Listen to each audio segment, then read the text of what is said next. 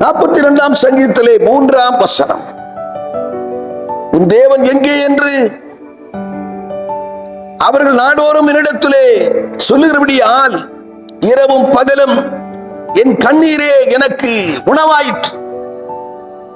இன்றைய மன்னாவினுடைய தலைப்பு, நம் கண்ணீரை காண்கிற தேவன்.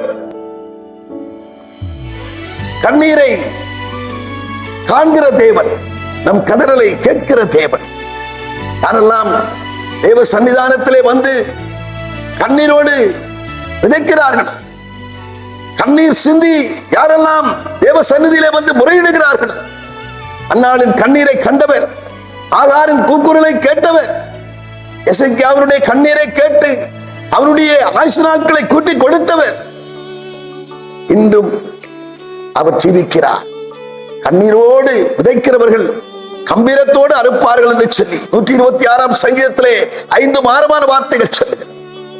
அவனுக்கு அன்பான தேவச்சனம், என்ன பிரச்சனையோடு இருந்தால், போராட்டத்தோடு இருந்தால், தேவ சன்னிதானத்திலே கண்ணீரோடு நாம் கதறி அழுது ஜெபிக்கும் போது நிச்சயம் நம்முடைய ஜெபத்திற்கு பதில் தந்து அன்னாளை ஆசீர்வதித்தது போல, ஆகாரை ஆசீர்வதித்தது போல நம்மையும் ஆசீர்வதித்து நம்முடைய காரியத்தை சித்திக்க பண்ணுவார் என்கிறதிலே சந்தேகமில்லை. நாம் ஜெபம். பரலோக பிதாவே, நாங்கள் உம்மை துதிக்கிறோம், ஸ்தோத்திரிக்கிறோம். ஆண்டவரே, கண்ணீரை காண்கிறவரே, கதறலை கேட்கிறவரே, வேதனைகளை அறிகிறவரே, எங்கள் விண்ணப்பத்திற்கு செவி கொடுக்க எப்போதும் கண்கள் திறந்தவர்களுடைய செவிகள் கவனிக்கிறவருமாய் இருப்பதற்காக நன்றி செலுத்துகிறோம்.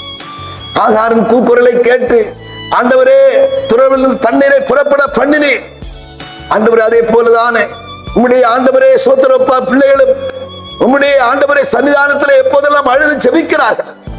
அவருடைய காரியங்கள் கைகூடி வரும்படியாய், அவர்களுக்கு உரிய பதிலை தந்தவர்களை ஆசீர்வதித்து நடத்தும்படியாய் ஜெபிக்கிற ஆண்டவரே, ஒருவர் கூட வெறுமனே செல்லாதபடிக்கு, திரும்பி செல்லாதபடிக்கு வரக்கூடியதான் நம்முடைய சமூகத்தை நாடி வருகிற கண்ணீரோடு ஆண்டவருடைய சமூகத்திலே ஆண்டவரை ஏறெடுக்கிற ஒவ்வொருவருடைய ஜெபத்திற்கும் பதில் தந்து ஆசீர்வதிக்கும்படியாக கர்த்தரை ஜெபிக்கிறோம். பொறுப்படுத்தும் இயேசு கிறிஸ்து மூலம் ஜெபிக்கிறோம் நல்ல பிதாவே, ஆமென்.